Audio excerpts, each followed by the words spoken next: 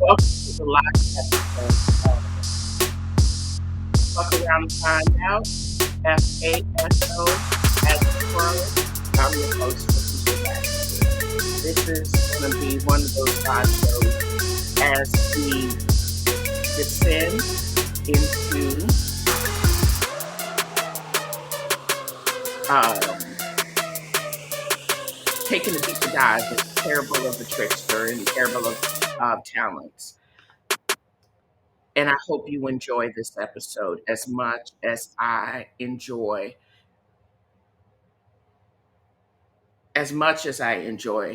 creating it.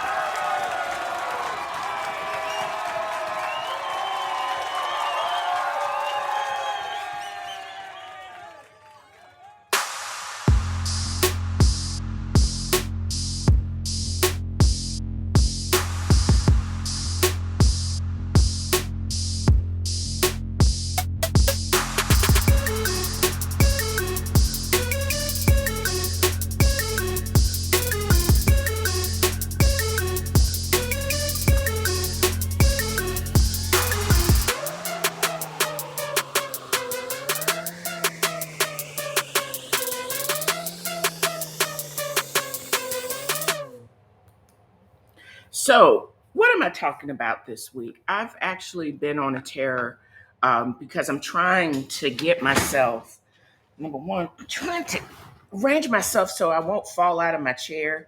I'm going to be off for the next 14 days, and I just realized that I don't know how to relax because it is just what it is. I decided, and I actually invited some other people to check in, but then I changed the time of it. But that's neither here nor there. So what am I talking about this week? I have been on my last several episodes. I've been digging deeper into the teachings of one Sun Tzu of Art of War fame, and I'm really just real all about knowing your enemy and basically how in using that discipline and the Taoist mentality to actually uh, be to do well in my everyday life as well as how do I make moves and be successful in business. You know, your the people that are around you, player haters or the like, you don't need to be where they are. And also you got to know that not everybody can go where you have to go or you want to go. You can't bring everybody with you, unfortunately. Uh-oh. Say that again. Not everybody can go where you have to go. You got to have to make decisions, be able to adapt, and to be able to move with intention and with success. And I ain't never lied on that.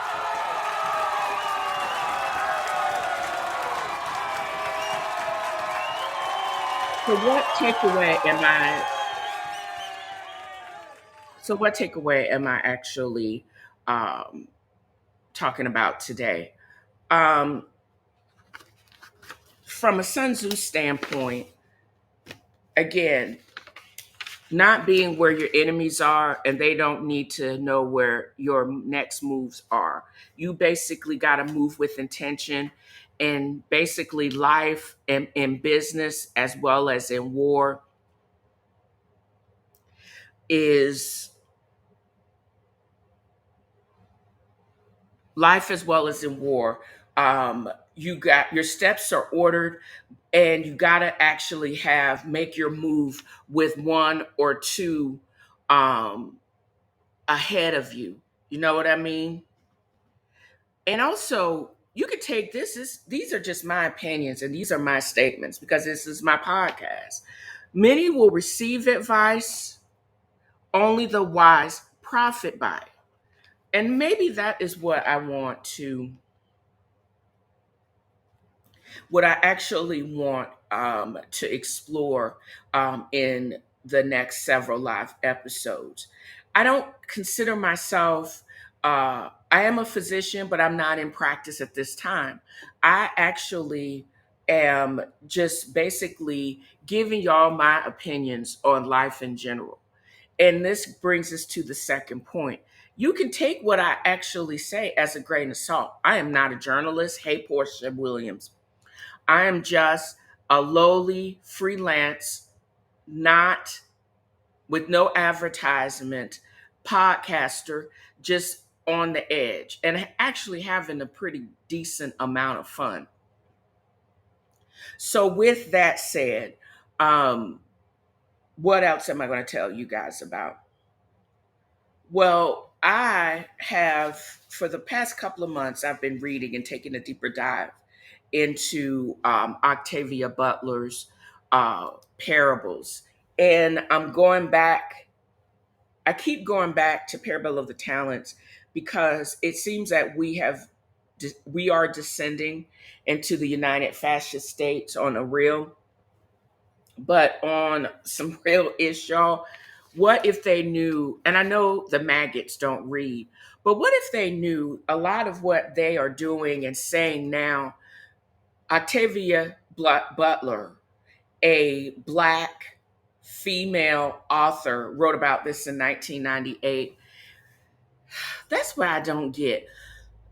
Maggots and the other intellectually challenged, they don't do anything. They don't use the tools effectively to bring about positivity for everybody in society. They just reuse tired things wrong, and they don't know how to apply anything.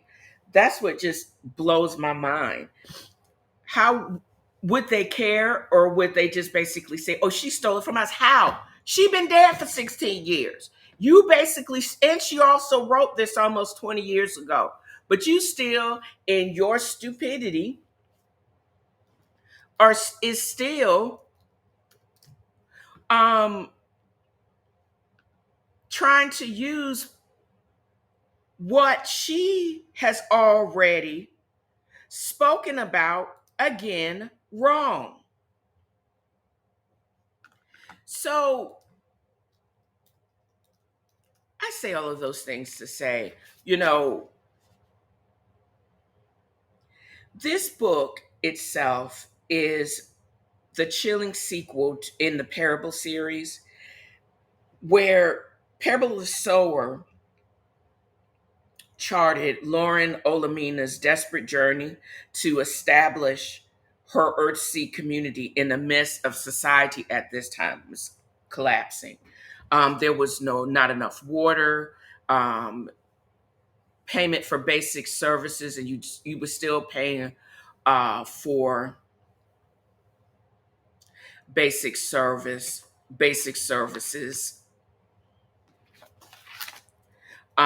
and they nobody was providing it. The police were trash. The police um, were charging you or charging people to um,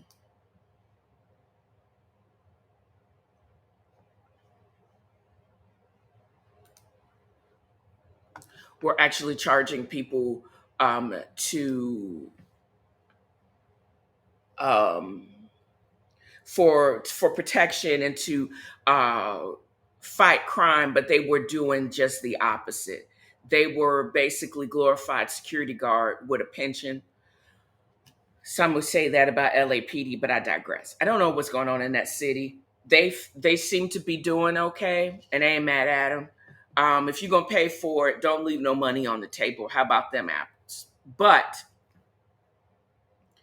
and right now I'm going to actually take a pause because I need to do some more work on Parable of the Trickster and what I want to be a part of the beginning of that next portion of the Parable series of Octavia Butler's.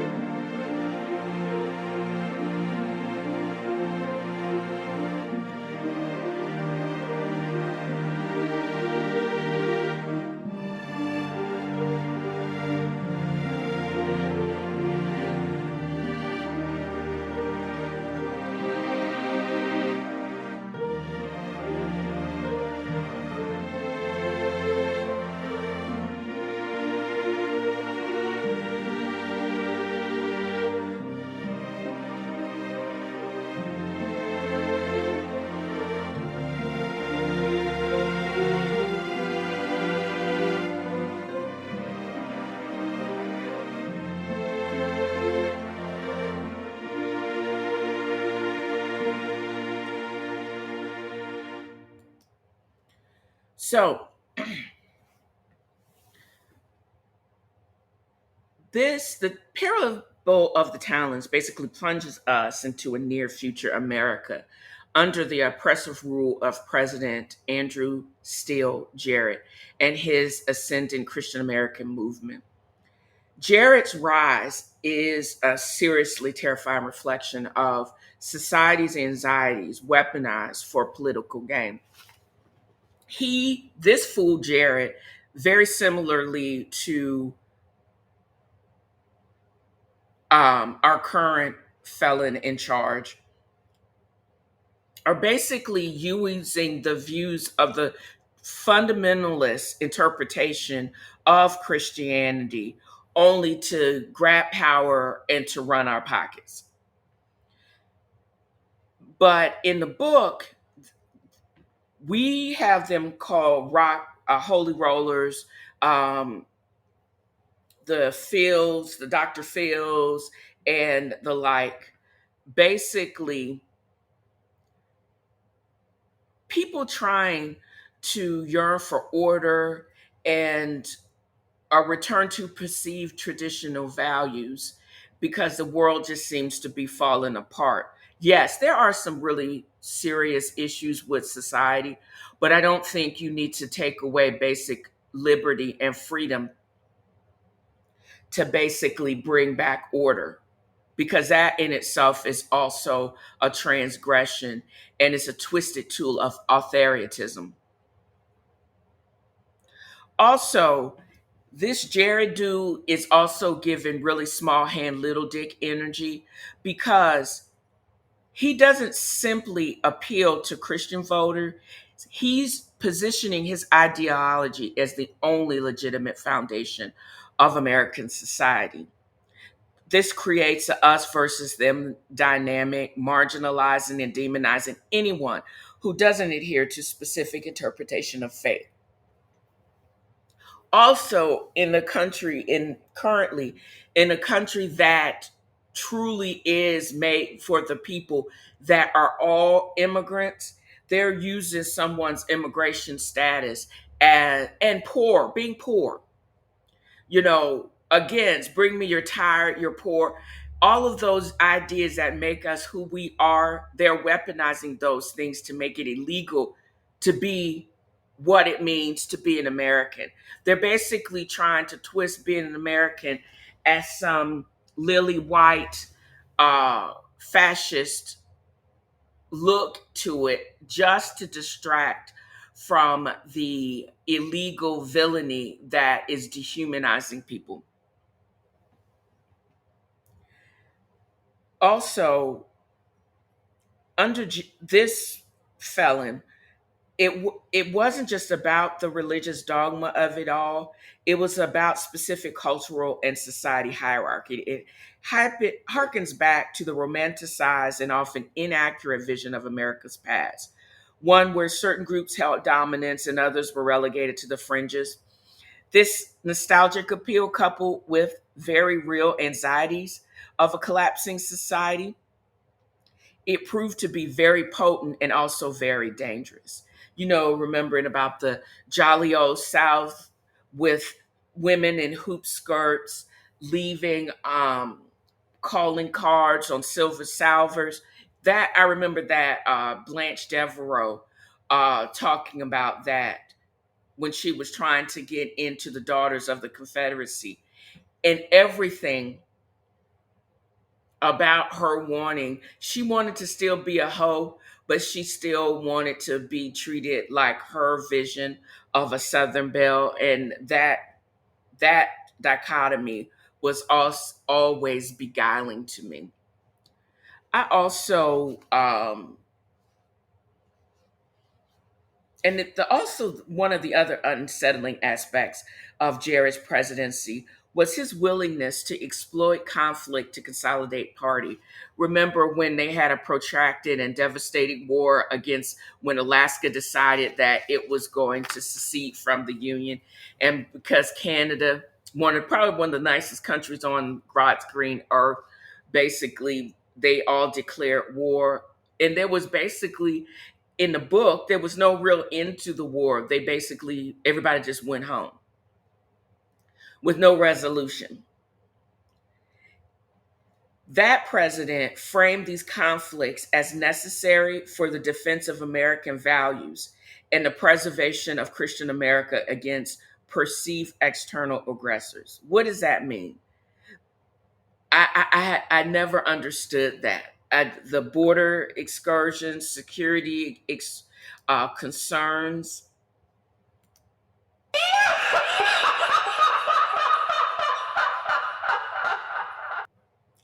War does create a sense of national union, even if it's based in fear and manufactured outrage.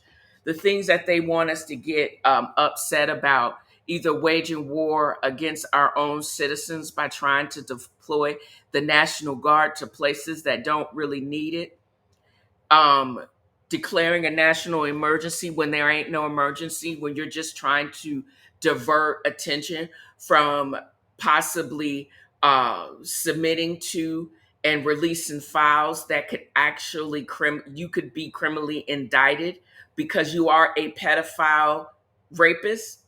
Okay, I don't want to hear about anything unless y'all are going to drag his ass handcuffed, frog walk out the White House. Other than that, I don't care. Everybody's known it's the worst kept secret on Wall Street, his association with Jeffrey Epstein. So, with that said, this whole core tenet of what made Earthseed so different was it embraced the God is change, because in the face of dramatic change, um, this is getting back to Christian America versus everybody else. But the tenet for Earthseed, which is the basis of the book itself, also goes back to what is going to the core of what is to become uh, the faith in Parable of the Trickster, which I'll get into a little bit later. This is theoretically could be how you can embrace change instead of running away from it. And instead of using the anxiety that's associated with change, um, to basically keep you on your toes, embrace the change, and also see how you can actually benefit from it, because that is what it's all about. But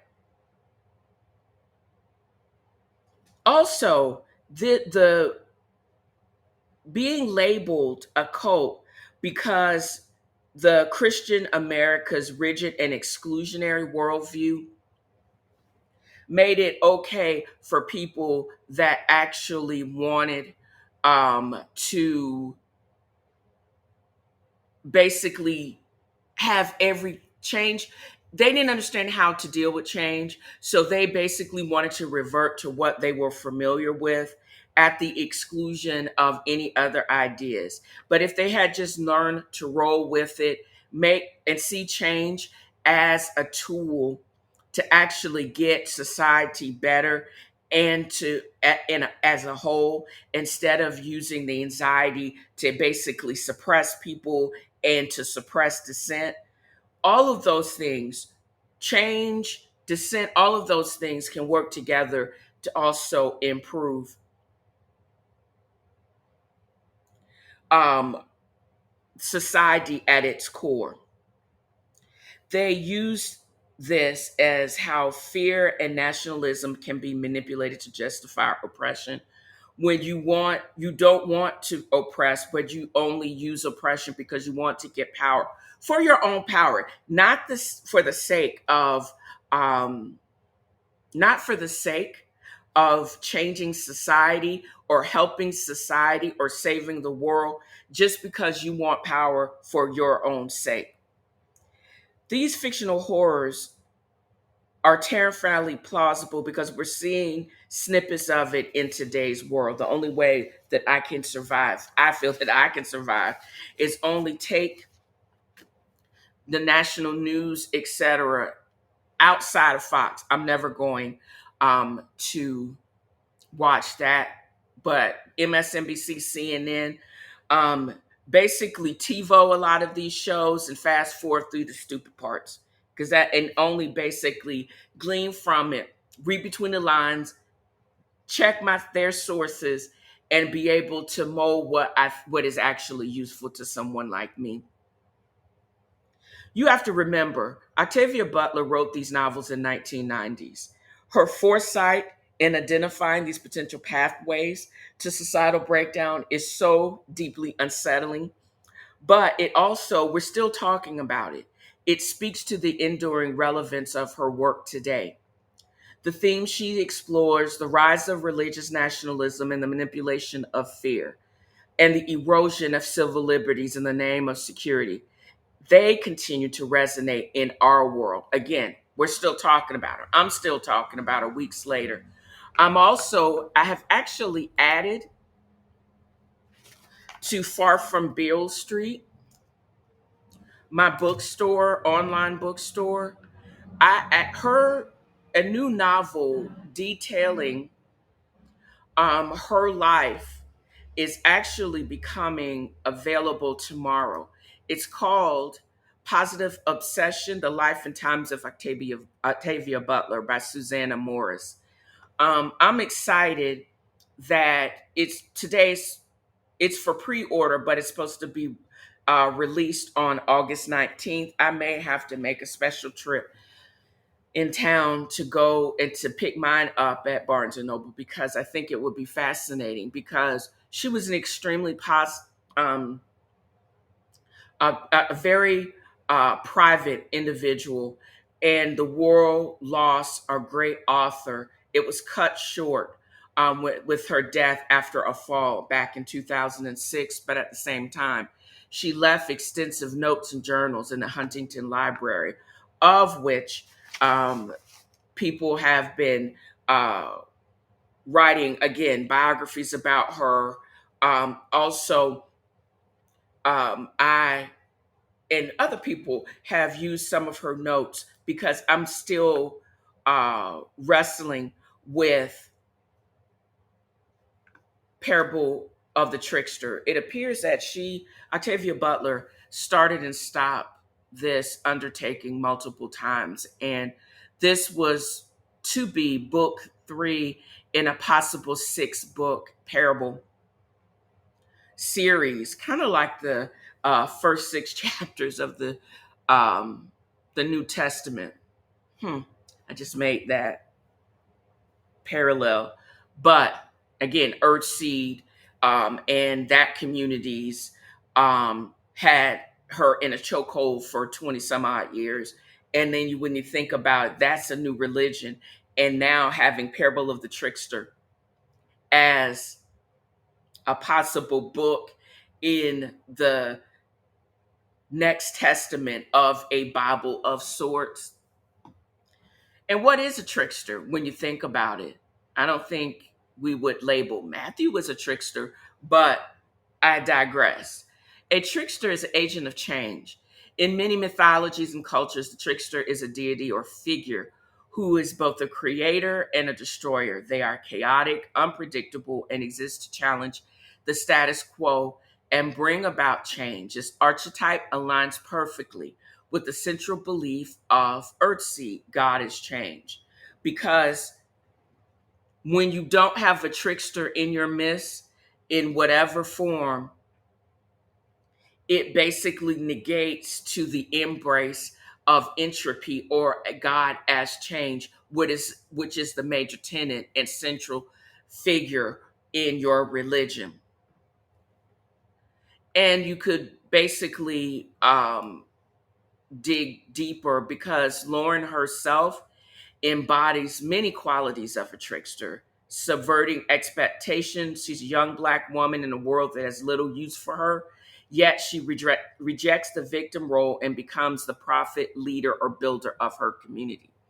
She's creating a new way, often creating a new world or new order out of chaos. This is how she had to uh, protect herself after her father was murdered or he was kidnapped and he never came back, and the destruction of her wall community when the walls couldn't keep out the chaos from the outside.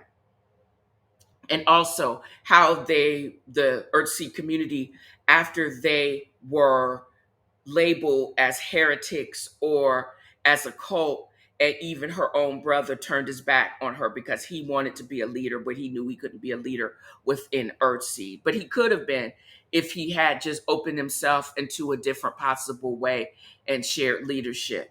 But he could not see outside of his own little hand, little dick energy.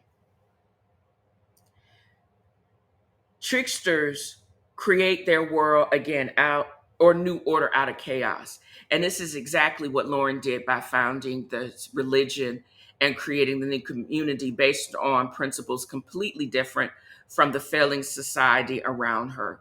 She tricks the rules of the old world by forging her own. They When a trickster is in trouble, they might use cunning or deception to get out of it. And Lauren and her community must hide their identities, lie about their beliefs, and use clever strategies to survive, initially in the hostile world. But I believe in Parable of the Trickster that we're going to start to see using this theme of change and adaptability, how they started out, how they adapted after they escaped and killed their captors in Parable of the Talents, and how they're going to use their cleverness, that core quality that will allow them to manage to survive continuing chaos. And I hope that gives you a little sample into what I'm going to be working on my days off. I'm excited about having this time off to be able to create and think of other things instead of what the work is in front of me. Um, I want, they say that Octavia Butler wrote the world that she wanted to be a part of. I want to write the world that pays me back. But how can it pays me back for all the transgressions that have been against me and my community? How do you pay somebody back for 400 years of oppression and slavery? You can't do that simply by affirmative action or DEI. And you saw how they rolled back both of those. But y'all need to run me my 40 acres and a mule because the interest is being capitalized, compounded, and you need at least to get on it now so you can stop running it up because it's more than 40 acres and a mule now. It's a whole squadron of mules and a whole country of acreage. And think of Germany paying the price for 5 million Jewish lives being the murder of 55 million Jewish lives. How can you right the wrongs of Nazism? Think about that. As we dive into fascism, what is it going to be? Y'all already got a rolling. You already have a rolling penalty that's being capitalized with interest in the form of reparations now. Why you keep doing stupid shit? Stop it, write it, and all of us can advance forward. And this is the end of this particular live. Thank you for joining me. And I hope you guys enjoyed this as much as I've enjoyed creating it. Y'all have a great day, and I'll see you tomorrow.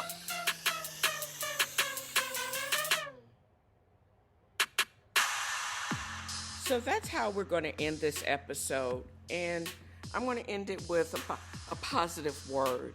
I used to scoff at people making this statement because of its simplicity, or maybe because it sounded more like an admonishment that I was being everything but kind. But then when I started investigating it for myself, that's when I realized that I was confusing politeness with kindness.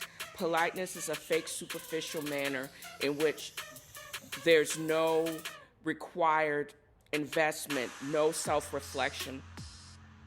But being kind is an adjective. It is an action. If you're kind to yourself first, it's like exercise memory. You will continue and be kind to others. Let that sit with you for a while. I'm going to try to be kind to myself. I'll be kind to others. It's very simple, and you got to repeat it. Lean into the spirit of a new year by counting your blessings, giving to others, and spreading happiness. I know I will. And this episode, or this podcast, is my means to spread joy and happiness and light and enlightenment. There's so much going on with aggression and just meanness. But if I can leave you with one small positive thought, start your day with that, that can change everything for you. And just basically change your day. Don't forget to check out Dale's Angels Inc. for the notes on this podcast, as well as other works by CQM that are, and other contributors that are in work or in being edited right now. Also, check out my Instagram feed, TNFro is Reading. You can check me out on Facebook, TNFro is Reading Book Club, as well as my YouTube channel, TNFro is Reading and Eating. And what I'm just chatting and streaming at TV Food Wine Girl on Twitter. Navigate to Writer's Block Coffee or shipabagadicks.com. Use my promo code TNFro Coffee or TNFro Got Jokes respectively to get a percentage off of your order. Don't forget to drop me a line at TNFroisreading@gmail.com. All non-trolling messages may be actually read online, and you can do the same if you are in Podbean or Anchor or wherever you listen to the podcast. And again, shedding light and positivity. And I hope you guys enjoyed this episode as much as I've enjoyed creating it. Until next time, bye.